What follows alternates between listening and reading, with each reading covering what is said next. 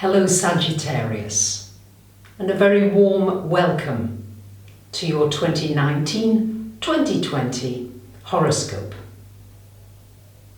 This year it's going to be quite intense. We don't have the same retrogrades as we've had during 2018. Mars and Venus are direct all year, but nonetheless we do have certain planetary energies that show that it's going to be quite intense. So the best tip that I can give to you, dear Sagittarius, is that with many of the outer planets being in Earth signs, and 2020 even more in Earth signs, the best thing you can do is to find a way to ground yourself, to center yourself, to really be present in your physical body. Many ways you can do this. You can go into nature. You can breathe, get connected with your breath. You can find ways to relax and be peaceful.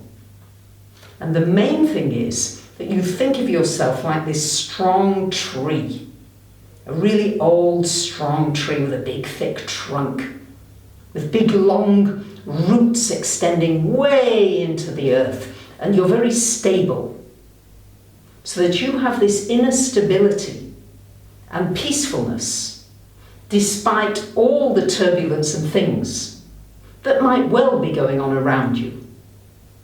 So if you can maintain that as much as possible in your day-to-day life, you'll find that this year can be a very productive one for you, because all this earth energy gives you an opportunity to make your dreams and goals tangible, the things that you really want to create. Good finances, nice relationship, good work situation, good health.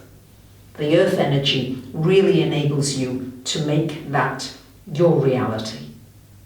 So, let me now break down the year for you. And just to let you know, at the end of the video, I'm giving you a list of the important dates. So don't worry about having to remember them during the video. Just relax and enjoy the information. So the year starts out with some eclipses.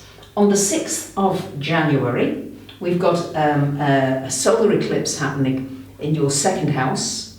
In July, we've got an eclipse happening in the 8th house. And then back in December, another eclipse happening in the 2nd. And the same will be happening during 2020. So this is the beginning of a particular trend. And it's very much going to be affecting your finances, your gifts, your talents, your values, what's important to you in your life. The new moon solar eclipse could bring something to light for you, maybe something you've not wanted to look at, connected with your finances. Maybe it's a time to work on your self-confidence, your self-esteem, instead of focusing on all the things that you should have done, could have done, might have done. How about looking at the progress that you've already made and how far you've already come? This second house conglomeration would also suggest it's very important for you to remember to feel grateful, to wake up in the morning and to think of at least 40 things that you're grateful for, and really get yourself into that state of gratitude and the feeling of abundance. Even if you don't have a dime in the bank, you can still feel abundant. And that's what these planets and eclipses are triggering.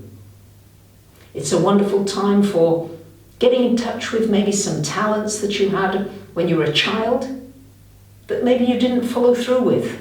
This would be a great time to take them up again. And you could well see a boost in your finances. The more you value you, the more others will value what you do. And the 8th house, this has everything to do with how you treat other people's resources, other people's money. There could be somebody investing in you, giving you some money, helping you out in some way. And it's also an opportunity for you to look at how your mind works.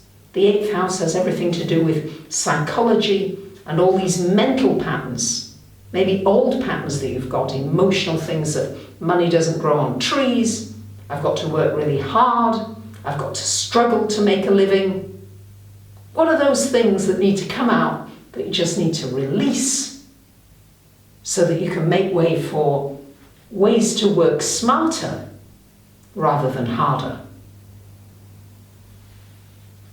Now on March the 7th, we have got Uranus going into your 6th house, where it's going to stay until 2025. So Uranus in your 6th house. This is an awakening connected with your work, your health, your daily habit patterns. What happens often here? Well, there can be some disruption. Uranus is a disruptive planet simply because it wants to wake you up. It's like an alarm call. So there may be some changes in your work area. Maybe it's time to break free of a restrictive situation and either to get another job or maybe to start your own business. Maybe there's a shake-up connected with your health and your well-being, in the sense that maybe you're already doing well, but maybe there's some other modalities you can learn about that would really give you extra energy. Uranus in the 6th often is a rewiring of the nervous system. So you may have an opportunity during this time to completely rewire yourself for better health, for revitalization, rejuvenation, and for your body to know exactly what you need as far as food and sleep and all those things are concerned. And you may get into the healing field and nutrition and all those things during this time. You may be inspired by anything connected with this. And then in July we've got these other eclipses, as I mentioned, affecting this 8th house, which is about going deeply and releasing old emotional traumas and patterns from the past. Now in December, well, for much of the year, the great news is that Jupiter's in your sign. And Jupiter is your ruler.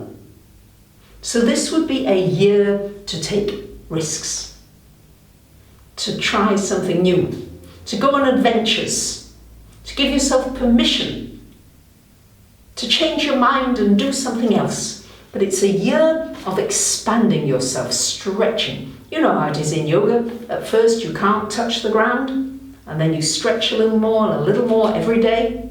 All of a sudden you've got your hands on the ground with your legs straight. This is what's being called for with this Jupiter. It's an expansion of your wisdom, your knowledge, you're growing into new things. You may get into a really wonderful new relationship, because always when something activates the 1st house, it always activates the relationship house. As you grow and learn, you're going to create new and more interesting people coming into your life. And this can be both business and personal relationships.